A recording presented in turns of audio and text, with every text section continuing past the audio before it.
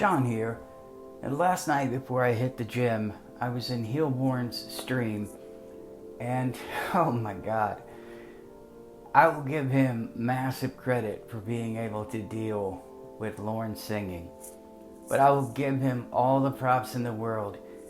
During this call, I hadn't heard this before, some of you already had. Jamie Amy is breathing like Darth Vader. And Lorne, without skipping a beat, baby, starts singing, alright? And he's done. And we're all like, okay, it's over. Boom, starts singing again. And this goes on for a while. It was like a Triple H promo in Raw. A wrestler, especially in the early 2000s, he would start cutting a promo, start talking, go to the bathroom, come back still talking. He'd wrestle. I'd go get something to eat, come back, he's still talking. That's Lorne singing. Heilborn had a great run with exposing who Lorne really is. I was thinking what I would have done had I been the robot troll. Now, I probably would have screwed it up. I don't have the patience, and I also don't have the long-term vision that he does. But I would have died laughing. I would have loved to have seen Jamie in a love triangle with another robot voice. I have no idea if this was brought up before, but I would love to have had a male who also had COVID and lost his voice. Doesn't necessarily have to be in the porn industry. You could just talk about how that guy's a nice guy, how he's got a good job, how he's got a life. Everything that Lorne does not and wishes he had. As Ramona said, he's everything you're not and everything you want to be. Something like that. But I just have to say, adding another penis, even if it's a robot penis, into this equation, it's always fun. Jeffrey, Rod, all of them. I would have liked a three-way call where Jamie calls the other male robot voice and they start talking to Lorne. Now, I told you how Lorne, he can't wait. He has to blurt things out, and waiting for someone to talk drives him crazy because that gives him time to second guess what he said, to worry about what they're gonna say, and to already think about his response of what they're possibly going to say. Lorne would demand that she called him. And of course, Heilborn, being the master strategist, would have figured out a way to plan this to get the most out of it. And Lorne would probably want to be on mute. So Jamie would call the other robot voice, and they'd be talking in their robot voice, and eventually Lorne would pop out, "That's what I thought. Some bitch," whatever he would say, pop out. And he would start arguing, not with one robot, but with two robots. Again, I went back and I'm trying to catch up on the robot calls. I don't usually make the live streams, and if I do, I'm briefly in the chat. I usually have to set the phone down because I'm taking care of something, or if I'm exercising, or if I'm in the gym and I'm warming up before I step in the boxing ring. I usually just listen to them. The point I'm making is, I hadn't heard a call where two robots were arguing back and forth, or where Lorne was arguing with two robots. Once they're in the heat of the battle, once Lorne is worked up into a fever pitch, the ultimate foil comes into play. Here comes Will. So now you have robot number one, robot number two, Will, who is the voice of reason and calls Lorne out on all his bullshit, and then you have Lorne. That situation would drive him crazy because the two robots, they have to pause before they talk usually, and they repeat themselves to try to get it through his thick skull.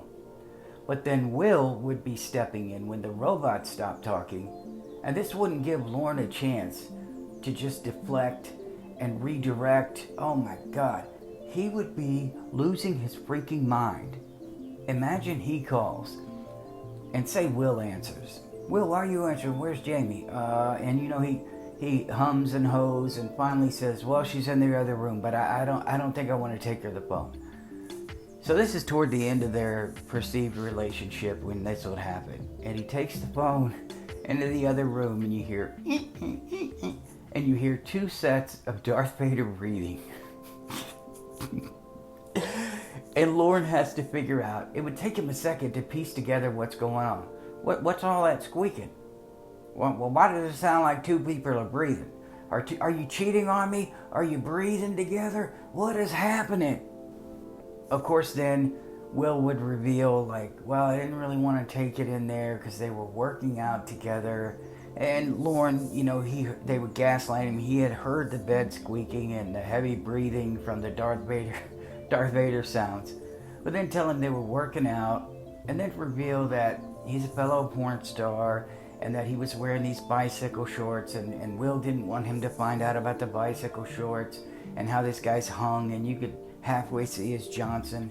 You mention another penis to Lorne, he's gonna go crazy. He wouldn't be able to tolerate it. He couldn't stand it. He'd be asking questions about the shorts, asking how much you could see. Why did it sound like you were having sex? Were you having sex? Were you cheating on me? Jamie, you're cheating on me when you're working out.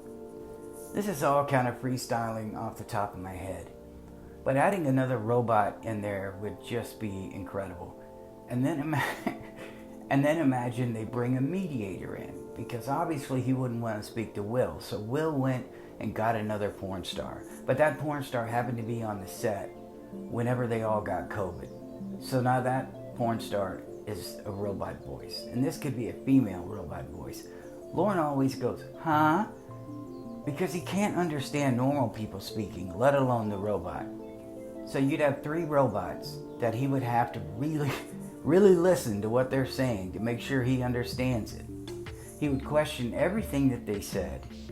He would flip out on a robot, because he's already flipped out on a robot before, but now he would have 3 targets to go off on. The possibilities would be endless. The stark contrast between Casey and Jamie. It's amazing that he can go from acting one way with Jamie Robot to another way with Casey. Jamie really called him out on not having a job, to try to wake him up. As much as it was a troll, Heilborn was trying to help, or whoever was playing the robot was trying to help Lorne, push him in the right direction. Because I think whoever it was, we know who it was, whoever it was has a good heart, and even though this is funny, and even though he deserves it, they tried to help him. Casey, trying to help him, she's a little bit more straightforward, has no time for bullshit. He just can't be helped. And any situation is cheating on him, and even with 2 robots breathing like Darth Vader and squeaking sounds in the background, he can't leave. He would stay. He would be addicted to that fury and that anger, and he wants to get in the pocket because it's the only place in his life he's comfortable in. We talked about arrogant people. People who want to know what's said about them when they leave work. People who would want to know what's said about them when they leave a relationship. They would be so concerned about what other people are saying. They would be concerned about their image, even though they're gone. They're not a part of that person's life, and they would assume that person is speaking about them at all times and revealing all of the negative things in their life. I told you, and I'll keep it brief, about the phone call I got on Christmas Eve. And a week after we had separated, when we decided we were going to get divorced, I was guilt-tripped into watching the kids on one of the days where I would have normally gone out and done something, with my friends, trying to recover, lied to. Find out that night there's a wine tasting party. And at that wine tasting party, my name is getting shat on, which, you know what? I probably deserved it.